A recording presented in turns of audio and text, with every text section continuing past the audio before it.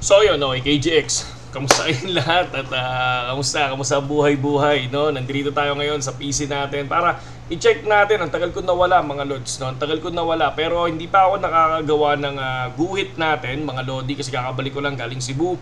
So ngayon, tingnan lang muna natin. Nag-open ako ng trade kanina pero negative 13%.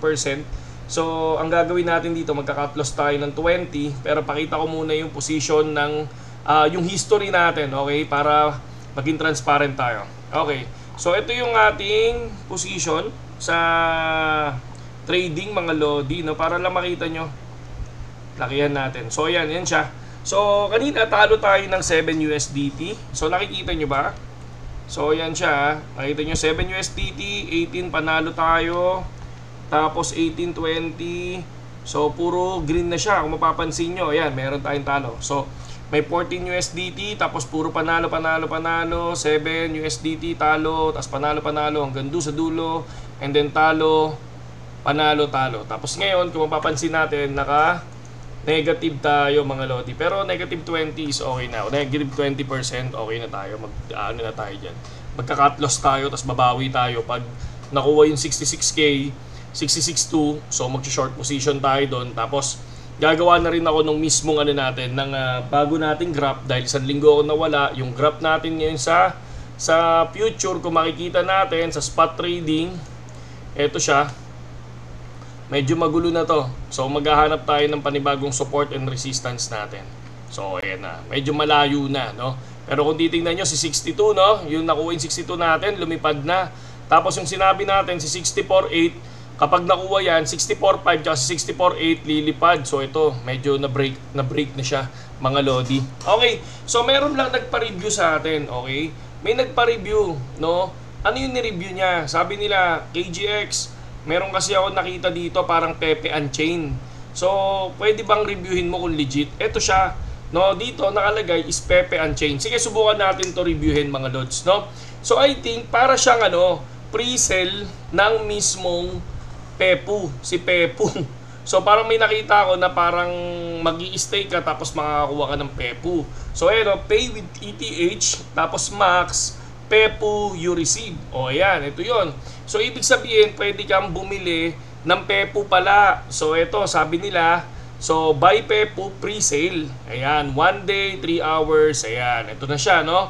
So until next price increase. So ibig sabihin, kapag natapos tong time na to, possible mag-i-increase yung price. So ito, your purchase Pepu equals 0, your stake Pepu 0 din.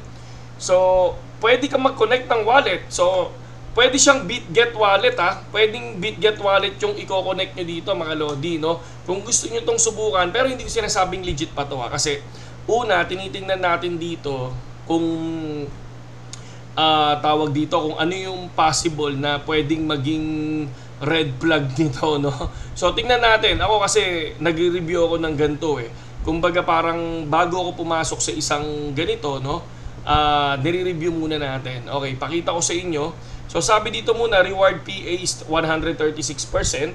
Tapos instant bring between ETH and Pepe chain. So ibig sabihin own blockchain. Ito nga, sabi na merong sariling blockchain na si Pepe. So okay, so dito ka bibili nung mismong bagong token na which is si Pepu. Okay? So hindi pa siya nilalabas, wala pang Pepu, pero pre-sale na to, no? Pwede kayong pumasok dito using your BitGet wallet. Okay? So kung gusto niyo magkaroon ng BitGet wallet, nandiyan yung link natin sa description.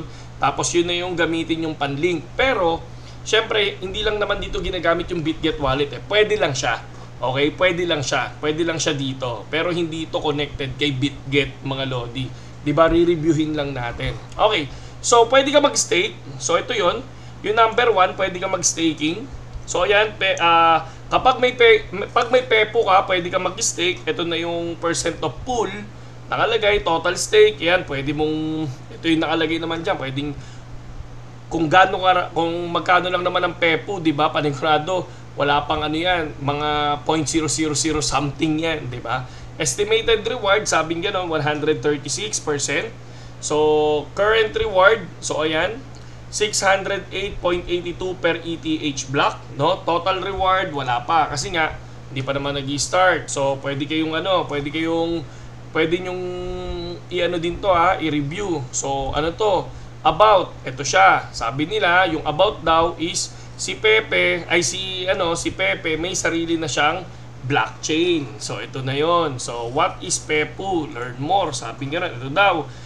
Pepe Unchained, the future of meme coin. So a layer 2 blockchain built for speed, security, low fees, and of course memes. So may mga memes token din sila, di ba? Tulad nga ng sinabi natin, minsan mayroon nga ngayon di ba yung nilabas ni Bitpin si Moodbang ba yun? Si Moodbang na biglang yung 44k niya naging 195 USD million, tama ba? So Lodi yun kung nakasabay kayo doon mga lods, di ba? So parang ganito rin yun yung mga meme coin, di ba? Sabi nga nila ang meme coin talaga ang magpapalipad sa iyo, 'di ba? Sabi nga nila pag meron kang nakuhang meme coin na chamba, no, parang ito na yung magbabago ng buhay mo, sabi nila. Pero disclaimer hindi 100% ang crypto tulad ng sinabi ko sa inyo, possible, no? So napakadaming meme, no? Hundreds of thousands, no, na coins 'yan. Ayan, Pepu token power the entire ecosystem. You're early enough to witness a new golden age of meme coin with the Pepe in his rightful place as king. Kasi si Pepe naman, alam niyo naman yan biglang yung 2023 or 2024 na nagpalipad, di ba? 2023 yata, 2024 nang biglang lumipad si Pepe. Di ba? Kaya lang ngayon may sarili na siyang blockchain. So which is gumagawa na siya ng bagong mga meme. Ayan, si Pepu. So earn insane reward. So through staking, pwede. Tokens let you fill your bag with passive and massive reward. So, ayan. So, pwede kayong gumamit dito. So, yung future niya, featured in, meron na rin siya sa Binance, Crypto Potato, Technopedia, CoinMarketCap, Readwrite. So, ayan. Pero wala pa siya sa BitGet. Pero pwede nyo gamitin si BitGet wallet using ETH tsaka USDT. Pwede kayong bumili. Sabi nga nila, may USDT tsaka ETH. Kaya pwede siya. Diba? Token audit. So, syempre punta muna tayo ito. How to buy Pepu. Create your MetaMask wallet kapag nasa desktop kayo. Pero pwede din, tulad ng sinabi ko, BitGet. Ayan, load wallet with crypto, buy and stake Pepu. So, sinubukan ko dito, pwede si BitGet. Okay?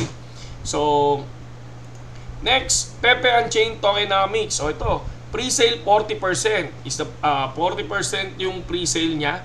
Staking 30%, marketing 10%, liquidity 7.5%, project development 7.5%, chain inventory 5%, and allocation for Pepu layer 2 chain. So ito 'yon.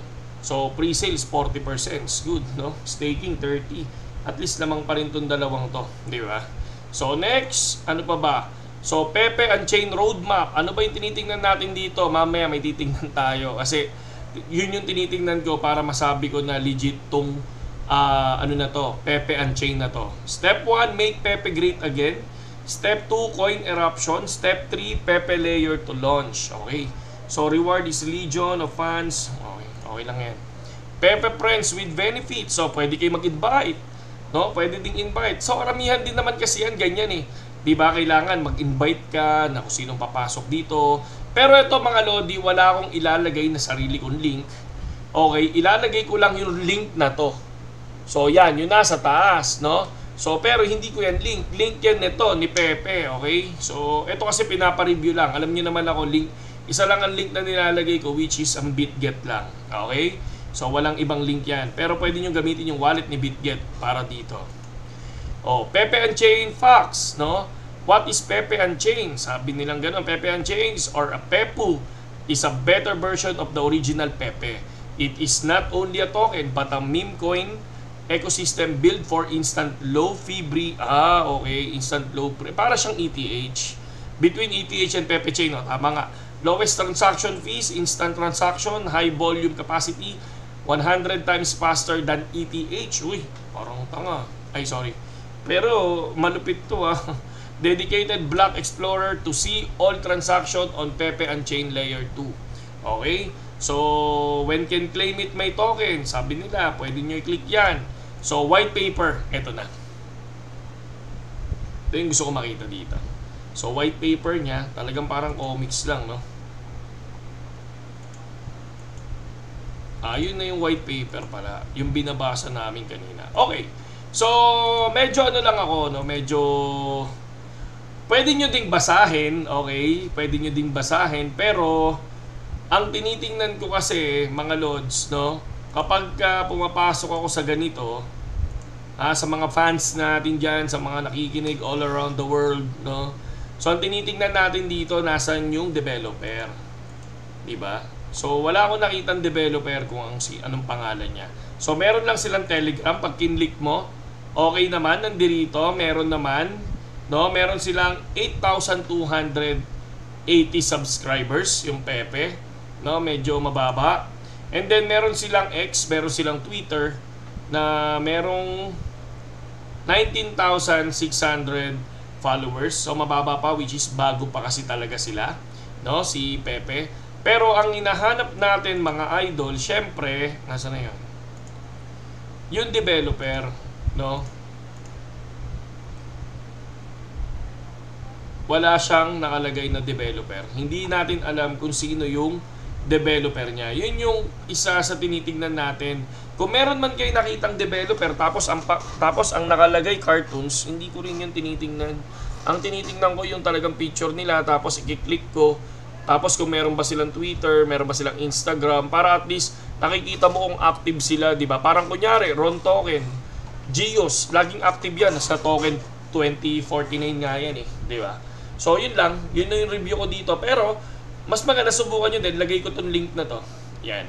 Tapos click nyo dun sa description natin. O kaya sa comment section, di ba? Hindi ko to link kaya tingnan nyo, pepeunchained.com. O, roadmap. Yun lang yun kasi nasa roadmap tayo. Pero yung link na KGX wala. Bitget lang yung may link tayo mga lodi. Okay? Saludo sa inyo lahat KGX. Magandang gabi sa inyo lahat. Yun lang ang ano ko dito. For me, dapat nandito yung developer.